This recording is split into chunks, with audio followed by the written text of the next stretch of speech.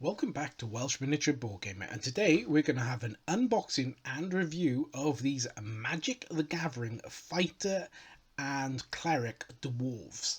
So this is in the usual sort of clamshell and is the usual 2 miniatures in a box. Now it's a little bit out of focus here, but I will get better, believe me.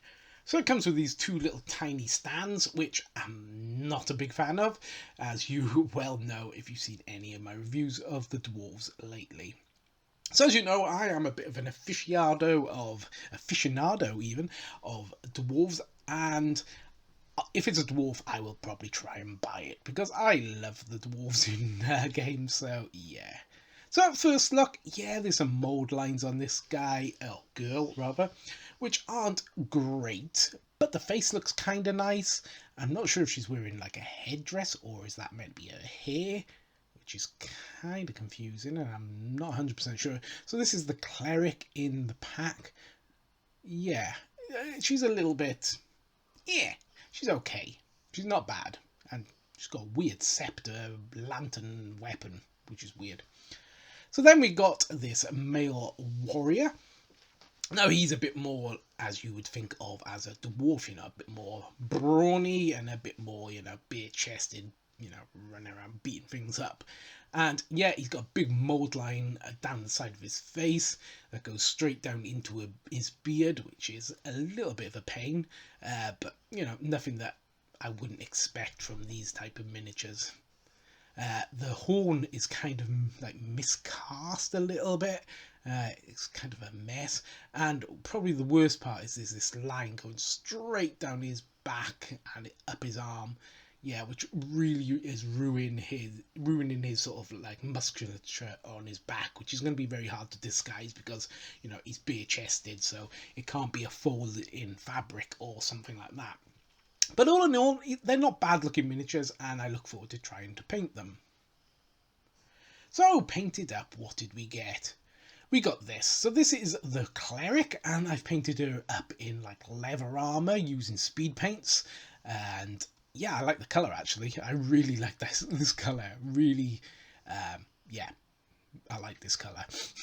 So yeah, she painted up okay. Yeah, you could have picked out all of those little details in her armor. I would have thought it would take you forever, but you could do it. Now the hair, I was still not sure when I was painting it whether it was hair or was she wearing some sort of weird sort of headdress, like almost like an Egyptian, headdress. But in the end, I kind of thought, no, it must be hair. So I kind of tried to paint it as hair. But if it was hair, there wasn't a great deal of texture for me to pick out, so I had to sort of paint in texture which wasn't there to begin with. The scepter weapon is unusually weird, but I've painted that up too, just a quick silver over black type thing. Now this guy I really liked painting, apart from the fact that he had that big mold line down his back, which was really annoying. I given him blonde hair, which I don't usually do for dwarfs, but I figure, why not? They're not all ginger and they're not all dark haired. They may as well, have a blonde one every now and again. And I think you can see that mold line on his back, but it's not terrible once, you paint over it. As long as you remember to, highlight over it and try not to, get the washes actually gathering around the mold line. You could clear it off, but it's very hard when it's an up and down sort of in between the muscles, etc. So yeah, I was quite pleased with this paint job. I think he looks pretty good, and I think he's going to look okay on the tabletop, running around. The cleric is okay. It's not great, but it's okay. I would use it, but it's not one of my favourite miniatures. So this is against the Deep Cuts Pathfinder Barbarian, and yep, definitely perfectly sized. The dwarves kind of look like they belong together actually. Barbarian and sort of warrior fighter they say, but he looks like a barbarian to me. He's proper bare chested and what have you. So against the Reaper, Yeah, he holds his own actually, which is quite good because Reaper Bones dwarves are quite wide and quite tall. So if you stand your own against one of those dwarves, you're doing well. So this is against the other barbarian dwarf from the deep cuts. Yeah, no, they all go together. So as you can see, for size, they fit in with your dwarven army or your dwarven adventurers. They will look like they belong. You know, they don't look super out of proportion or anything. So, apart from there was that annoying mold line, I would say these are well sculpted miniatures.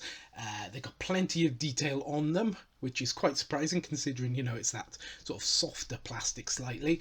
And they stand up well against other miniatures of other manufacturers, to the point that I would say, you know, you could mix them in with your armies if you had like some rank and flank type game. You know, you can mix them in to them, and you wouldn't probably notice that, you know, he isn't exactly the same as the other ones in your army. You know, so that's an idea. I don't play those sort of games. You know, this is a Rangers of Shadow Deep or a Frostgrave type warband for me, so I think it works really well for that.